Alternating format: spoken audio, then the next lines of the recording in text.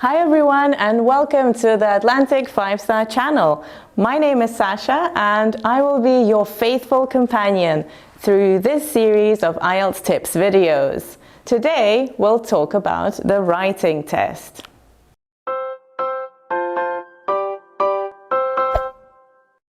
Before I move on to giving you some tips you can use, let's talk about the writing test and what to expect. You should know that in this part of the test, your time management and planning skills are paramount. The timing is very, very tight. Both parts of the writing test are testing not only your English ability, but also your ability to interpret the question and the data correctly, a skill very important for college admissions and your professional life.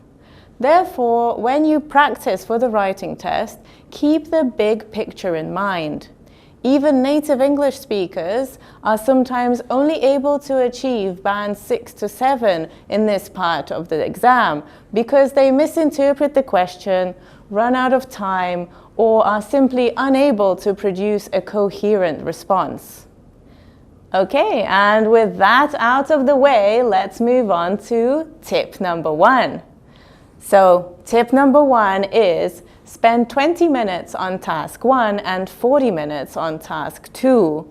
Sounds easy, right? Unfortunately, in real life, students often get bogged down in part 1 and run out of time for part 2. This is something you must avoid at all costs. The part 2 response is worth twice as much as your part 1 response. So, how does this work? Well, for example, you get a band 5 for part 1 and a band 7 for part 2. Your overall score will then be calculated like this. 5 for your task 1, then 7 plus 7 because task 2 is worth twice as much. Then we divide this by 3 to get your average.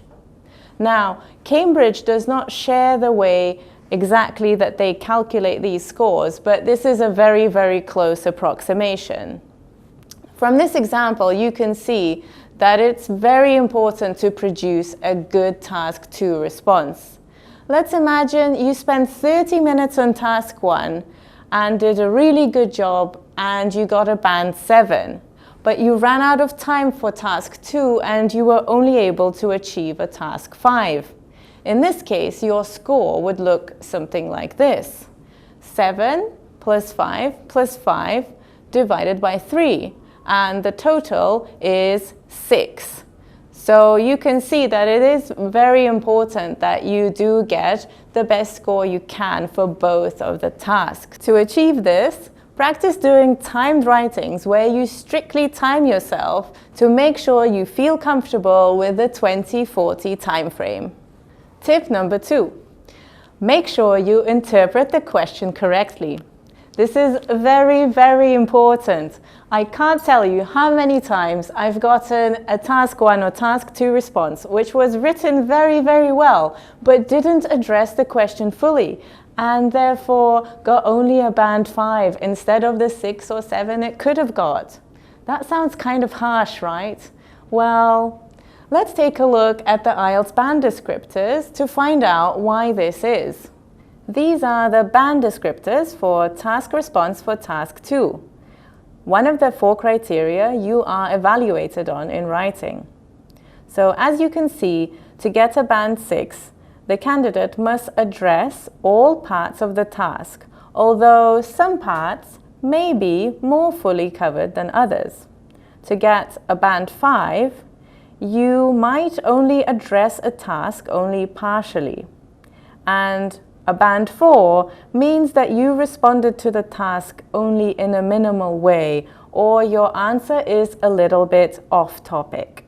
As you can see, to get a band 6 for task response, you must address all parts of the task.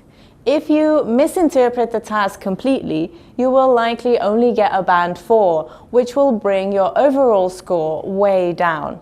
I will discuss how to correctly interpret questions in a later video, so stay tuned. Okay, so one more tip to go, and here it is. Tip number 3. Tip number 3 is plan your response to task 2. Yes, sounds boring and like a total waste of time. You only have 40 minutes to complete the task and you're expected to use some of that precious time planning? Hear me out. Planning really does save you time. Once you get the hang of how to plan your task 2 response, it will take all of 5 minutes and you will win time in the end because you won't get mixed up in your own ideas or arguments. I will talk more about planning in future videos, but the overall idea is this. You need to plan out the main idea for what you will talk about in each paragraph. It doesn't need to be long or detailed, but the basic structure of the argument should be there.